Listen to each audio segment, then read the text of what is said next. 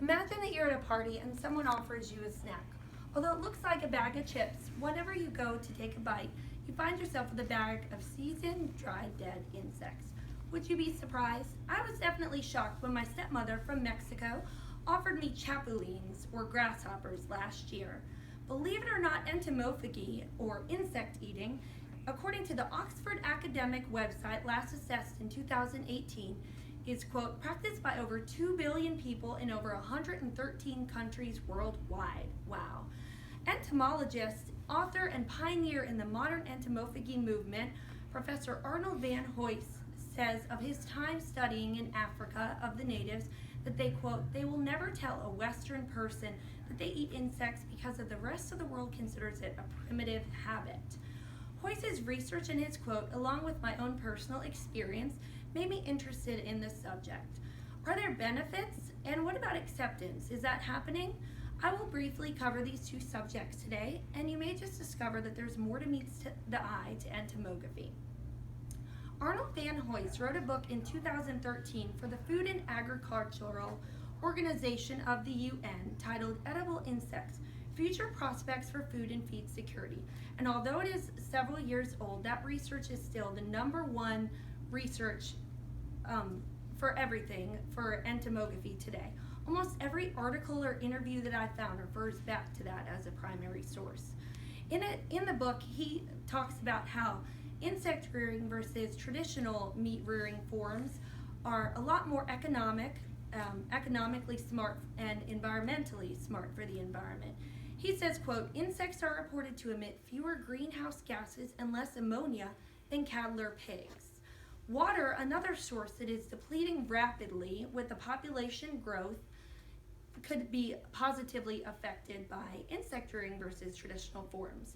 According to the Daily Beast website, last assessed in 2015, reporter Johnny Ademic gives us a startling statistic.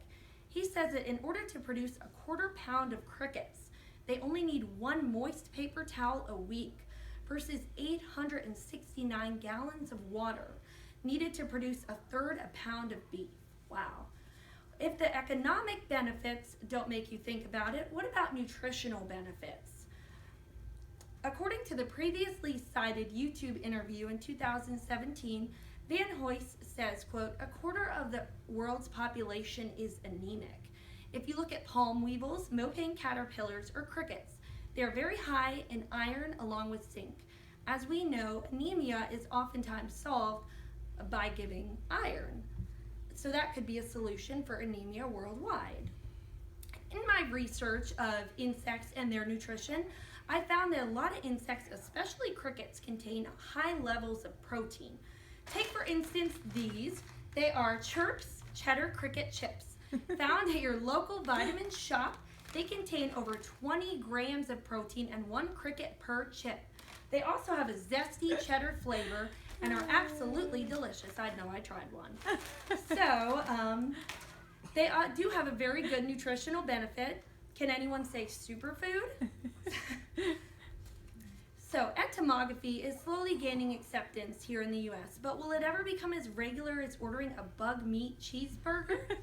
According to a YouTube interview in 2016, Van Hoyst says that a gateway to modern acceptance, worldwide acceptance of entomography in the world, could be grinding these insects into a powder and marketed as flour, as is used in these chips. And he says, quote, if nobody knows it's in biscuits or bread, then why not?